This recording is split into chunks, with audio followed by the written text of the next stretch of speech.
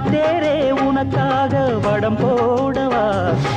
இடையோடு இடை சேர இதமான கொதிப்பேர பசும் பொண்ணே உனை கொஞ்சம் புடம் போடவா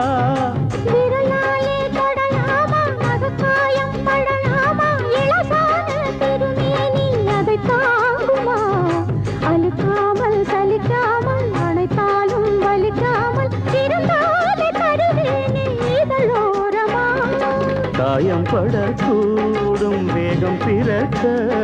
பூச்சல்